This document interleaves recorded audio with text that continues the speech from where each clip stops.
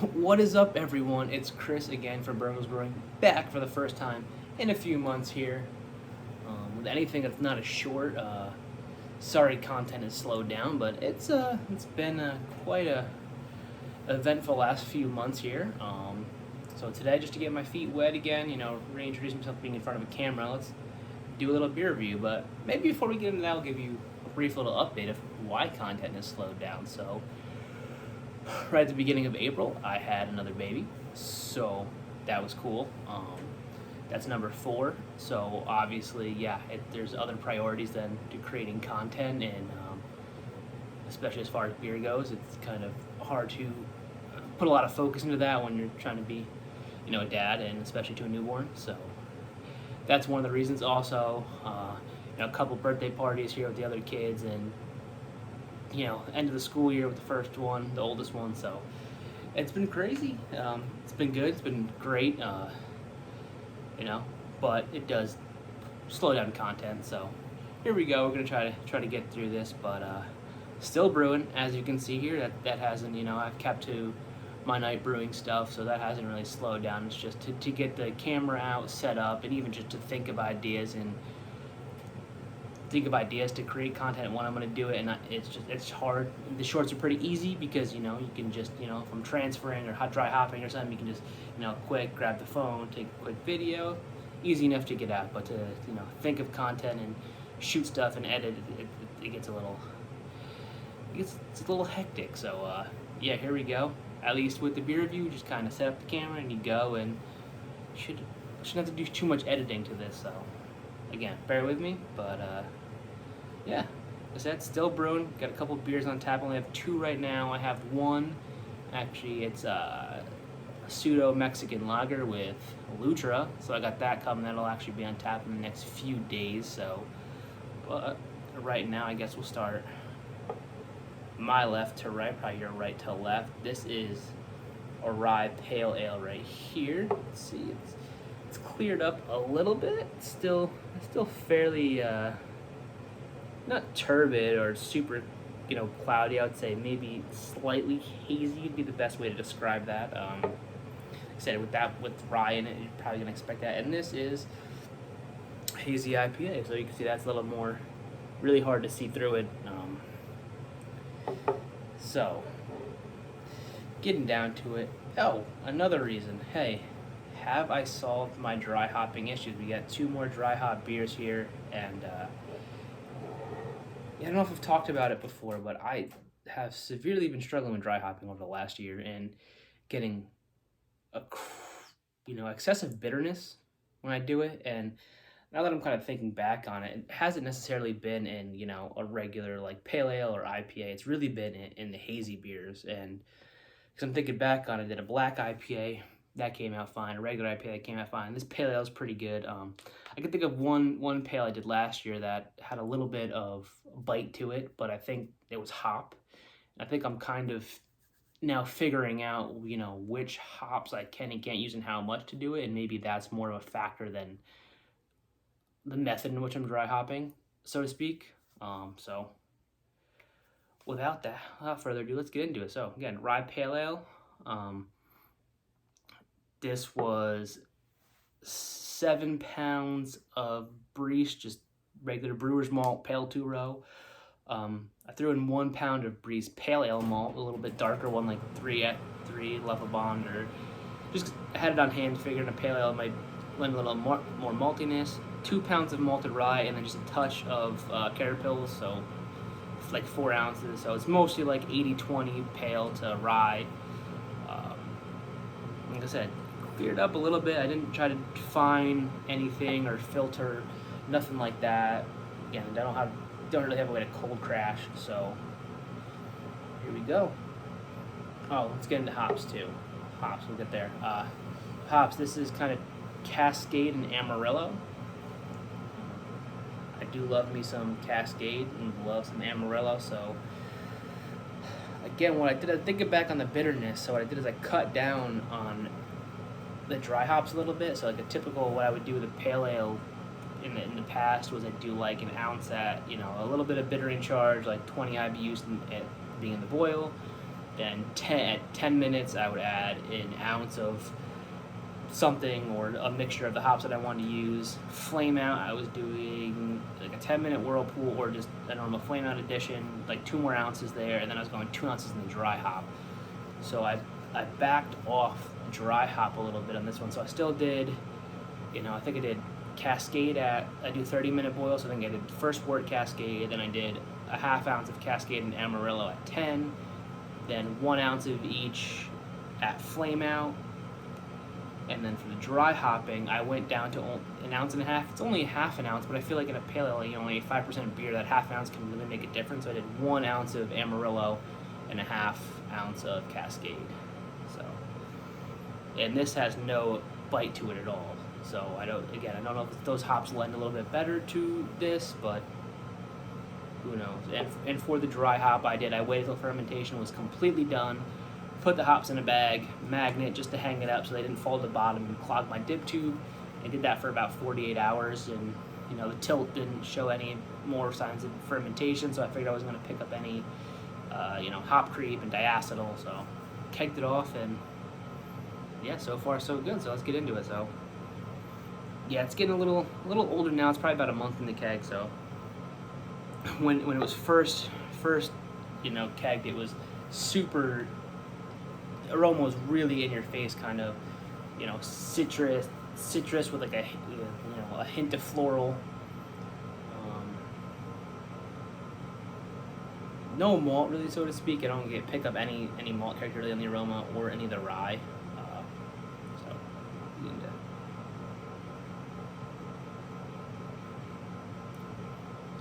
Yeah, and taste is still tasting about the same. A little less in the flavor again, but again, this was huge, and again, huge citrus in the flavor. I think it's mostly from the Amarillo, and it wasn't the typical like grapefruit Amarillo. It was a really citrusy, like orange, more like a tangerine kind of citrus out of it. Maybe that was the Amarillo playing with the Cascade, but on the back end you do get a little floral, maybe a little pine in the back right there from. Just have to touch the back end. Really nice. Finish is fairly dry. It's kind of an enigma, really. It's got, I think, because it's kind of a lighter. It's on the lighter, so I think it finished at like 5.5%. So not super light, but with the malt bill that I used, fairly light. I mashed about 150. It finishes dry, but it's got a really kind of smooth, almost medium body mouthfeel to it. So I think it's kind of really nicely balanced the way it is. I think you want a little bit more medium body with a pale ale and have that snap on the back end. So this doesn't have as much snap from the hops, but it does finish dry, so it kind of gives almost the illusion of it. But yeah, I really don't get anything out of the rye though. I'm a little disappointed. I do love rye beers. This is the first time I've used rye, so maybe it needs a percentage or just a different malt bill, maybe mixing some flake the next time. But I don't really pick it up. I mean, I think I feel what it's doing. Do you think it's contributing to the mouthfeel and maybe helping kind of keep it light without giving it that body without being too, aqueous? Shout out to Nick from Exit 12 for that one. Aqueous. But yeah, it's really nice. It's one of the best beers I've made in a while. I am a self-confessed hophead. I love hoppy beers. I love big hoppy beers, big hop flavors. But it seems like I'm really dialing in my niche here with either meat, like kind of pale ale to or blonde lagers with a little bit of hop character to them. Anything that's not supposed to be hoppy that I put a little bit of hop twist on and just add a little extra so it doesn't go overboard. I'm finding that's kind of what I'm brewing the best at the moment. Like I said, this is really good. I don't know if the Carapils is doing anything. I'd probably leave it out next time because 4 ounces, like what is that really doing? I've just compared beers I've made with it to without it, and I could be biased. I feel like I like the ones with Carapils a little bit more. That could be style dependent too. But I'd like to try it again next time. Maybe mix in a little bit of flaked rye, or maybe do a little bit more rye. And it's not super malty, so maybe do all pale ale malt instead of the, as far as the pale ale goes, maybe do a little bit more pale ale malt and less of the just regular 2-row, or, bump up, do like 5 pounds of the 2-row and supplement with like some Munich or Vienna to give it a little bit extra. But overall, like I said, really good beer. Definitely going to go on my list to brew again, and probably be maybe a summer staple, kind of in that 5.5%. It really hits the spot. So now let's get on to what's been kind of the bane of my brewing existence over the last year or so. Really trying to dial in and brew a good one of these, because again, like I said, hophead, love the fruity hop flavors you can get out of New England IPAs. And just, I feel like everybody thought it was such a lazy beer at first, but it's really hard style to brew and dial in and make well. I'm sure everybody's had some commercial examples, homebrew examples that they just fall off. They don't hit. They're phenolic. They're overly hopped, overly bitter. So, and like I said, I've been struggling. The first two I made, I don't remember struggling. But then there was a time where I made 3 in a row, and they were just straight dumpers, bitter bombs, nothing. So this one, I think I've really dialed in the malt bill on these. So it's 10 pounds of Breeze, again, Brewers, just plain old pale 2-row. 2 pounds of flaked oats, half a pound of carapils, and half a pound of honey malt. So that honey malt, I feel, really helped, and the carapils really helped add the extra body in there to, maybe give the illusion of sweetness and kind of more body to help support the hops and give it a little more backbone. Especially, like, this is still a little darker than I want. It's still pretty light, but it's like a little bit on the orangey gold side. I kind of want more of just like a straw yellow with haze to it, but maybe that's the honey malt. Maybe I'll leave that out next time. But again, this is one of the better ones I've brewed in a while. The last one, again, was pretty much dumper. The previous one to that was fantastic. I used Sabro and El Dorado, and I got a little bit of coconut out of the Sabro, but it gave me this crazy tangerine flavor mixed with the El Dorado, and it tasted like Lava Burst High C. It was fantastic. But so I gave the malt bill. So hops for this, I did 6 ounces in the Whirlpool, split 50-50, 3 ounces of Sabro, 3 ounces of Azacca. And the dry hop, again, I backed off my normal dry hop. So I think typically I was doing 4 ounces, maybe 5 in the dry hop, and doing it either with like a couple points left in fermentation, or I tried, doing the biotransformation hop. What I've found is working for me right now is dropping the hops when I'm dry hopping, so they stay through the entire fermentation. For whatever reason, that's lending less bitterness, even though it's staying on the hops the longest. But for me, it's working.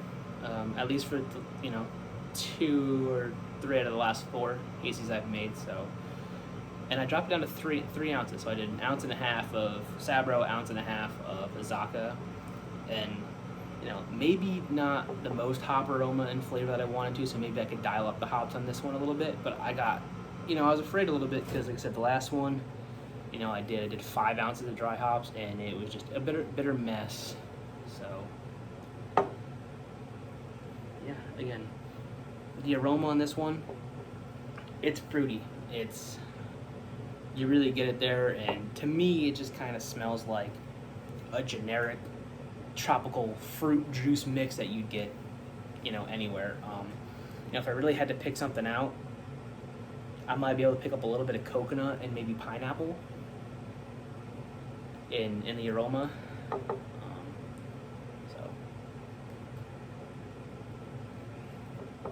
And the flavor, again, it's just kind of like another generic fruit juice, but it goes a little different. It goes in a little different direction when you get to the flavor.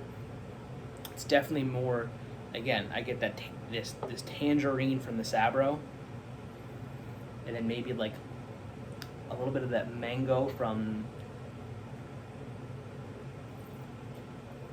the Azacca, And then it finishes with like that underlying coconut from the Sabro. And again, Zaka's one of those, got a little bit more like a wild character to it. So there is a little bit of something in the back, and maybe that's gonna back off that a little bit or something. But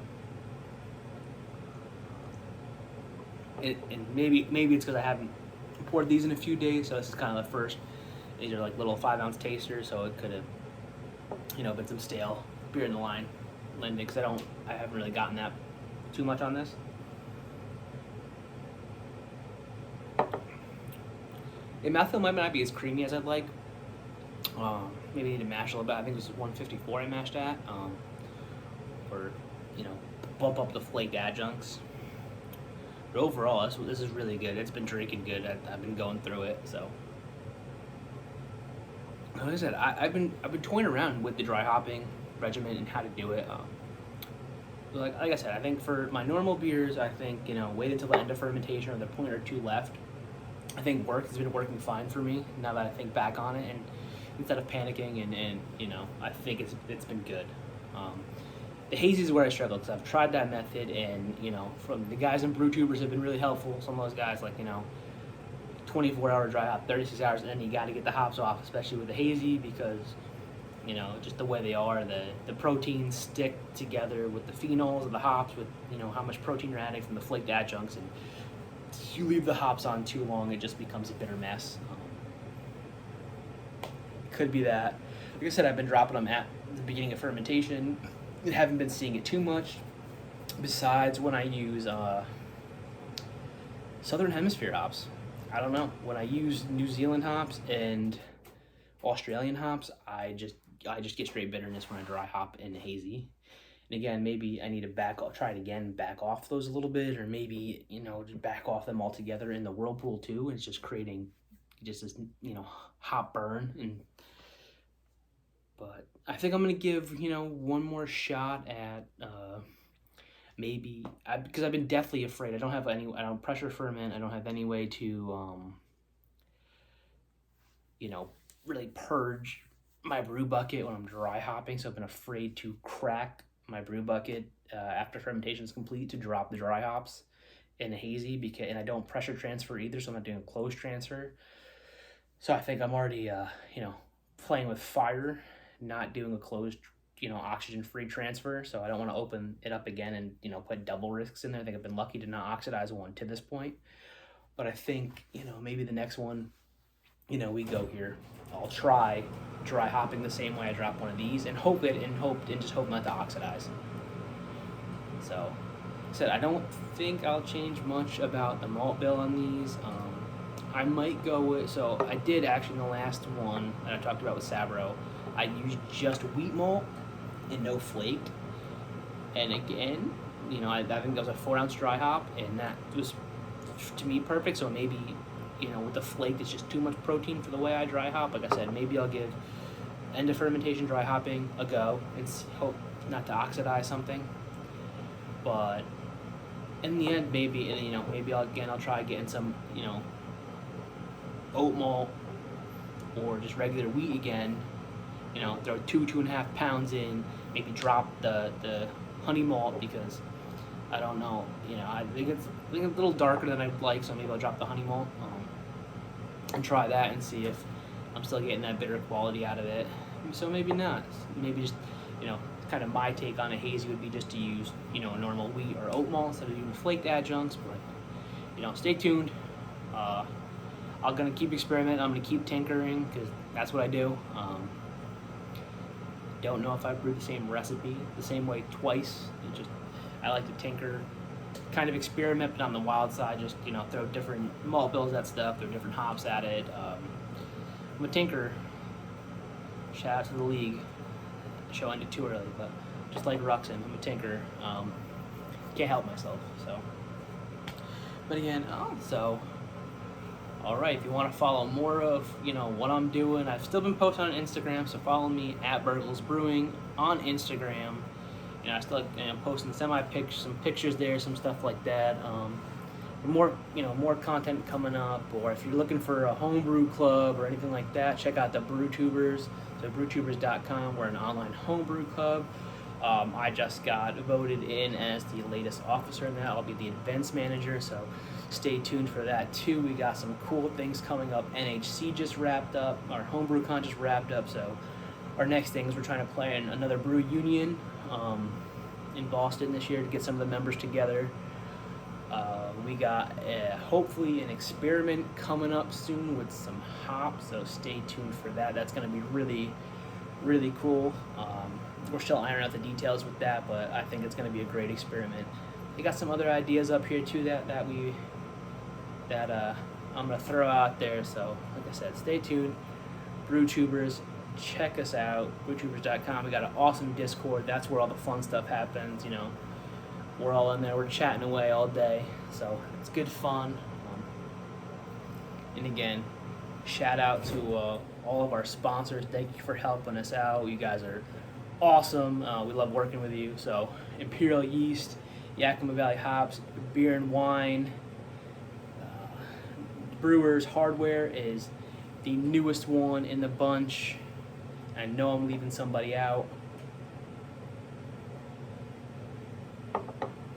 Oh, 5-Star Chemical. Yeah, how could I forget you guys? You're the best. I exclusively use Star San and PBW. It's worked for me, and I'm afraid to try anything different because I haven't infected a batch yet, knock on wood, so I'm not going to back off. All right, guys, well, it's been fun. Until next time, I'll catch you later.